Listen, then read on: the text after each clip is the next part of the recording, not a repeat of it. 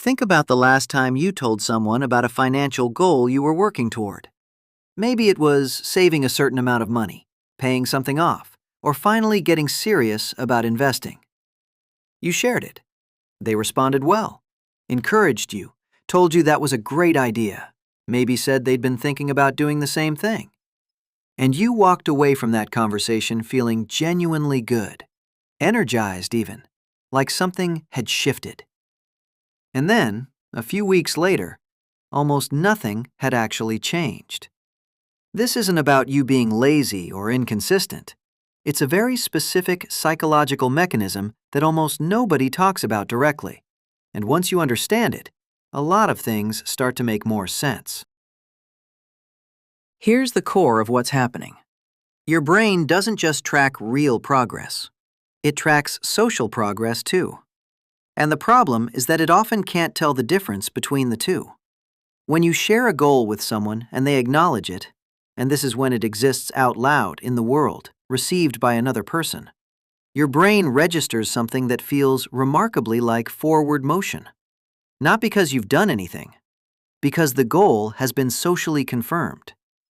And that confirmation produces a quiet sense of relief in the motivational system that is almost indistinguishable from actually making progress. This is called social reality substitution. The social acknowledgment substitutes for the real achievement. The goal feels underway, more real, more possible, simply because someone else now knows about it.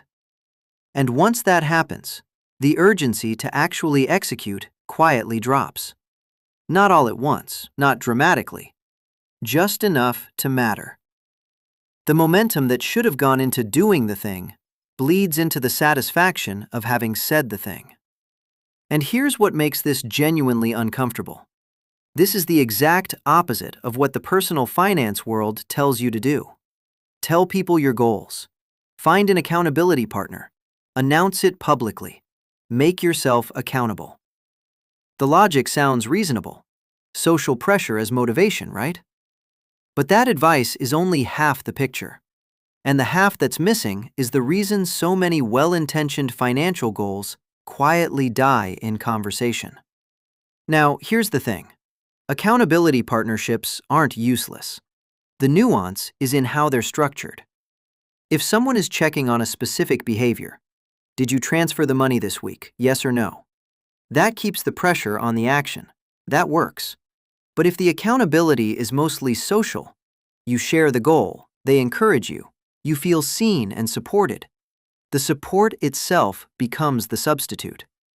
The conversation does the emotional work that the behavior was supposed to do. And the behavior never quite gets off the ground. If you've ever noticed that the goals you talked about a lot somehow never gained traction, while the ones you quietly worked on in the background were the ones that actually moved, that's not a coincidence. That's this. But the social reality substitution problem is only one side of this. Because money conversations don't just deflate your motivation to build, they also quietly shift what you're even building toward. And that second piece is where the longer-term damage tends to happen. Your brain has two completely different modes for processing money. There's the one that handles actual math, income, spending, what's sustainable, what's a stretch. And then there's the one that handles social comparison, status, identity, how you look relative to other people. The moment money enters a conversation, the first mode shuts off and the second one takes over. And the second mode is not optimized for building wealth. It's optimized for not feeling behind. Those are very different goals, and they lead to very different decisions. Social comparison theory has been studied for decades, and the finding is consistent. We don't evaluate our circumstances in a vacuum. We evaluate them relative to whoever is nearby, which means your sense of financial well-being is constantly being recalibrated by what the people around you happen to be doing or saying, regardless of whether their situation has anything to do with yours. Your coworker mentions what they paid for something. A friend drops their salary in casual conversation. Someone you went to school with posts something online. And without making a single financial mistake, your reference point shifts. The real damage isn't the big moments. It's the slow, steady recalibration of what feels like enough. You set a goal that felt genuinely right, a savings number, an income target, a lifestyle you actually wanted. And then you had some conversations, and gradually, without noticing, the target moved. What felt like a win started to feel like the bare minimum. What felt like progress started to feel like falling behind. You didn't overspend. You didn't make a bad investment. You just talked about money. And the conversation moved the goalposts. There's another layer to this that goes even deeper. When money becomes a topic inside a relationship, a friendship, a partnership, a family dynamic, it stops being personal and starts being relational. And relational money is managed very differently than personal money. Personal money is about your values and your reality. Relational money is about harmony, fairness, not being judged, not making someone feel bad. Those are real concerns, but they're not financial concerns. And when those concerns start driving financial decisions, the decisions tend to drift away from what actually serves you. Think about how many financial decisions get made because someone didn't want the awkwardness of saying no to a trip, or split something evenly they couldn't really afford because it seemed petty to say otherwise, or didn't negotiate because they didn't want to seem difficult, or stayed silent about a financial boundary because the conversation felt like too much. These aren't failures of discipline. They're entirely rational social responses. But they're happening in the wrong arena. Here's the hidden layer, and this is the part most people miss. Financial conversations often feel productive even when they're not. You walk away from a long conversation about money feeling like you've dealt with it.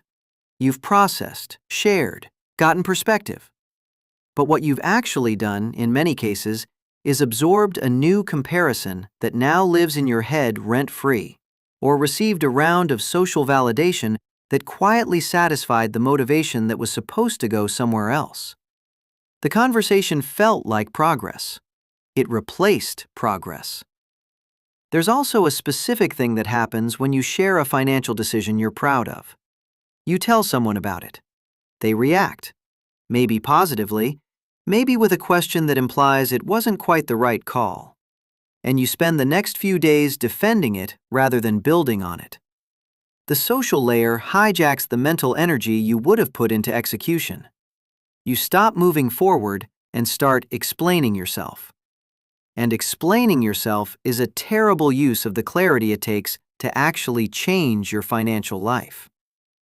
So what do you do with all of this? Not silence, not financial isolation, not swearing off every money conversation for the rest of your life. That's not realistic, and it's not the point. The point is being more deliberate about what you're looking for when money comes up. There's a real difference between seeking information and seeking validation. Information is specific, a rate, a range, a fact that makes your picture more accurate. Validation is the feeling. You want someone to confirm you're on track, you're not behind, you made the right call. And validation is a completely human need. But it's a bad reason to talk about money, because other people's sense of what's on track is shaped by their own comparison set, their own anxieties, their own definition of enough. Letting that set yours almost never moves you in a useful direction. On the goal-sharing piece, if you're going to share a financial goal with someone, be specific about what you're asking for. Not encouragement, not acknowledgement. Ask them to check on a specific action by a specific date.